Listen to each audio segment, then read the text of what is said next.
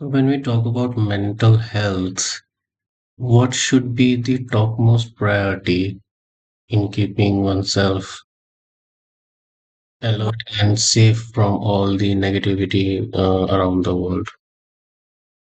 Absolutely. And that's such an important dimension you brought up. The topmost priority really is maintaining a strong sense of self awareness and self care. It means setting boundaries around what kind of information or negativity you allow into your space, both physically and mentally. It's also about nurturing activities that support your mental well being, whether that's mindfulness, creative outlets, or simply taking time to disconnect and rest. So, prioritizing self care is key. When you talk about self-care, what exactly comes under those points? Sure, let's break that down a bit. Self care can cover a lot of different areas, and it really depends on what resonates with each individual. It could be things like setting aside time for relaxation or hobbies that you love, getting enough sleep, eating nutritious foods, or even spending time outdoors. It can also mean setting boundaries with others and knowing when to say no to things that drain your energy. So it's a combination of physical, emotional, and mental practices that keep you feeling balanced.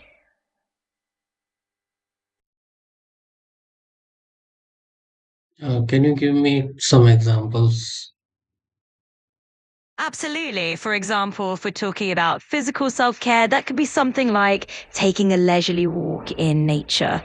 For emotional self care, it might mean journaling your thoughts or having a heart to heart chat with a friend.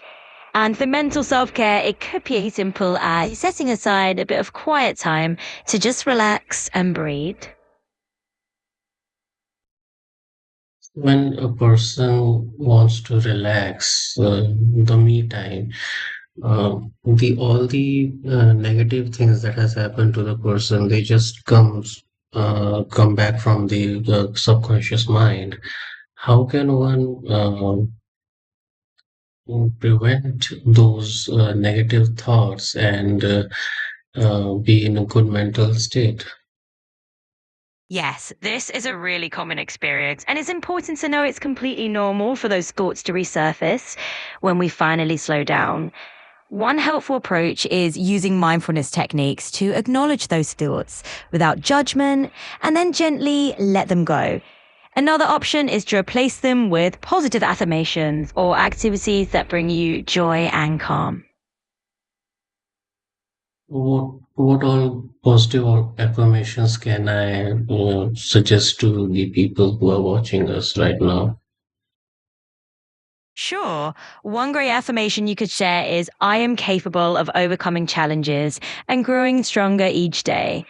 Another could be I am in control of my own peace and choose positivity. Affirmations like these can really help people feel more empowered and focused on the positive.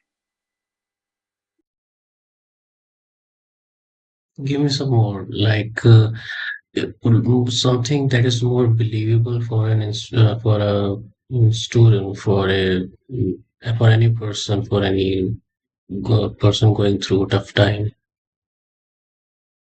Of course, for a student or anyone going through a tough time, you might try I am resilient and capable of handling whatever comes my way.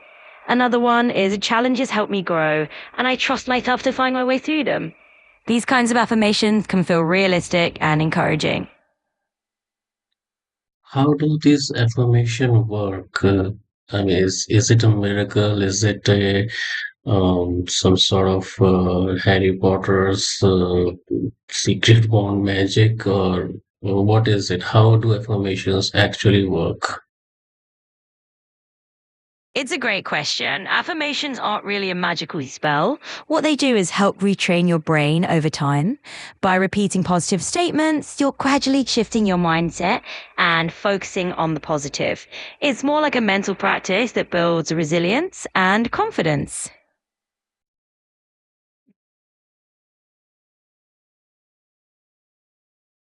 Affirmations sound somewhat unbelievable to some people, and they simply just don't believe in that. Uh, why is I that so? And yeah, Yes, I get that. It can definitely sound a bit like woo-woo to some folks. The hesitation often comes from how affirmations are portrayed, like there's some kind of instant fix. But in reality, it's more about consistent practice and gradual change, like owning any other positive habit.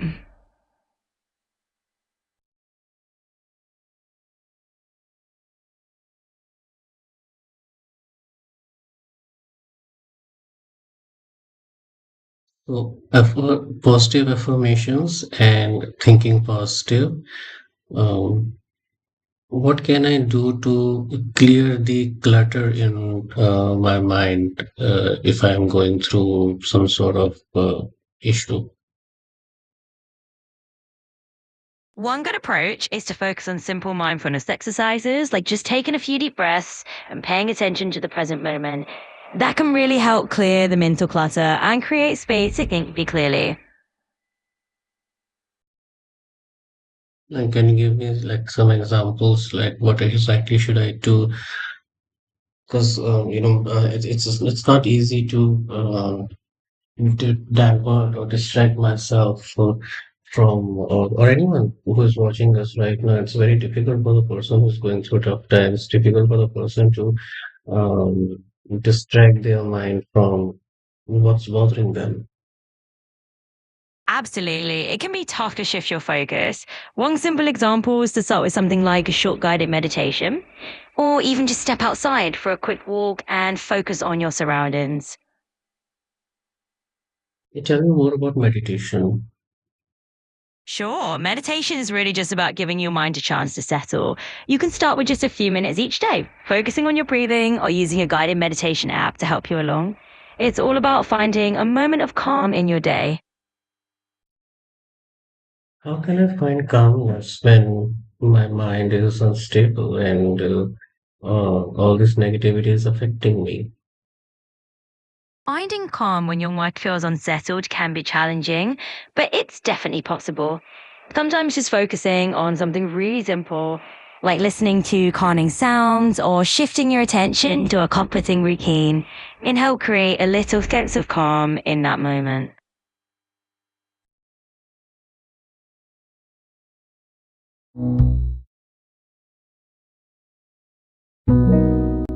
Hello, Harabjeet.